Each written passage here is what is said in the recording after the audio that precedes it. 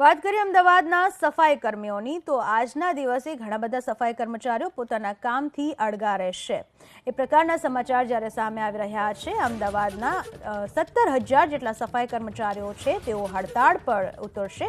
સફાઈ કામદાર સંઘ નોકર મંડળ સાથે અન્ય 10 યુનિયન રહેશે કામથી અળગા। બોડકદેવ ઝોનલ ઓફિસર ડીવાયએમસી અને પ્રશાસન વિરુદ્ધ કરશે વિરોધ। પડતર પ્રશ્નોનું નિરાકરણ કરવા માટે કરવામાં આવશે રજૂઆત।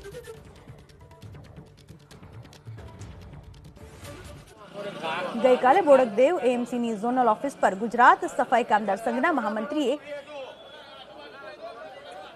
ઝેરી દવા પીને આપઘાતનો પ્રયાસ કર્યો હતો। આ ઘટના બાદ આજે અમદાવાદના સફાઈ કામદાર સંઘ નોકર મંડળ સાથે 10 અન્ય યુનિયન મળીને 17,000 કામદાર પોતાના કામથી અળગા રહેશે।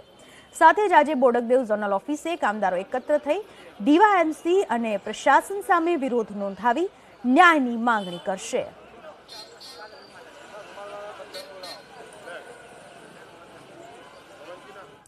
વિશે વધુ માહિતી આપવા આપણી સાથે જોડાઈ ચૂક્યા છે અમારા સંવાદદાતા ઉમંગ રાવલ જોડાઈ ચૂક્યા છે। ઉમંગ, સફાઈ કામદારો કયા કારણોસર આટલા એકઠા થયા છે અને શું રજૂઆત છે તેમની?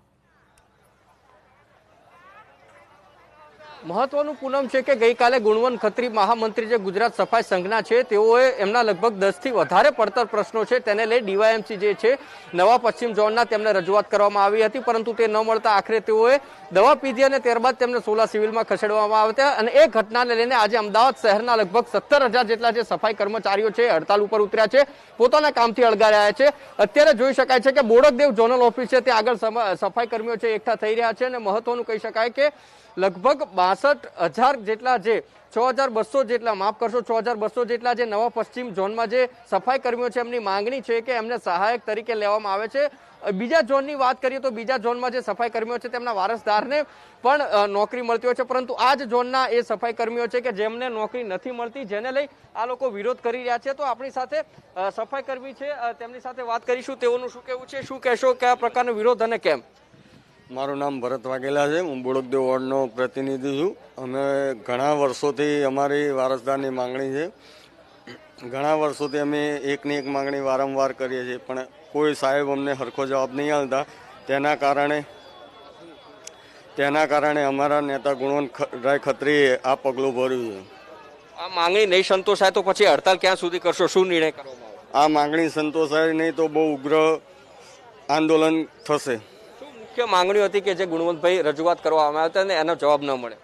અમારા 6,200 કર્મચારીઓને વારસદારનો માંગણી હતી અને જે અમારા નગરપાલિકાના કર્મચારીઓ છે એમને શિડ્યુલની માંગણી હતી, જે પહેલાં 2014માં કાયમ કરે ને એમને અલગ અલગ જગ્યાએ નાખી દીધા હતા, તો એમને પાછા લાવવાના અને એમની સર્વિસ બુક અહીંયા આવે એ માંગણીઓ હતી, પણ એમને હજુ સુધી માંગણીઓ પૂરી નહીં થઈ।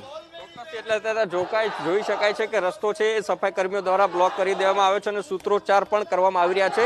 મહત્વનું કે 6,200 જેટલા જે કર્મચારીઓ છે તેઓને પોતાના જે પડતર પ્રશ્નો છે તેનો નિકાલ 2014 થી નથી આવી રહ્યો।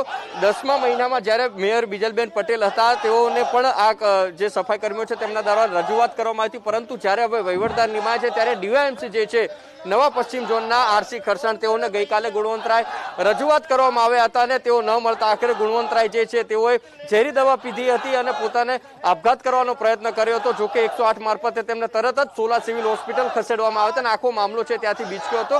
ગઈકાલે જ આ લોકોએ સફાઈ કર્મીઓ જે છે તેઓ હડતાલની ચીમકી આપી હતી અને અત્યારે પણ જો તેમની પડતર માંગણીઓ છે એનો સંતોષ નહીં આવે, તેઓને સંતોષ નહીં મળે તો અત્યારે પણ તેઓ કહી રહ્યા છે કે જો અમારી જે માંગણીઓ છે તેનો સંતોષ નહીં આવે તો આવનારા સમયમાં અચોક્કસ મુદત સુધીની હડતાલ ઉપર 17,000 જેટલા કર્મચારીઓ છે એ તેના કામથી અળગા રહેશે। જી ઉમંગ, આભાર આપનો તમામ માહિતી બદલ। તો જે પણ કર્મચારીઓ છે સફાઈ કામદારો આ કામથી અળગા રહ્યા છે તેમની અમુક માંગણીઓ છે જે ન સંતોષાય તો ઉગ્ર આંદોલનની પણ તેમને ચીમકી ઉચ્ચારી છે।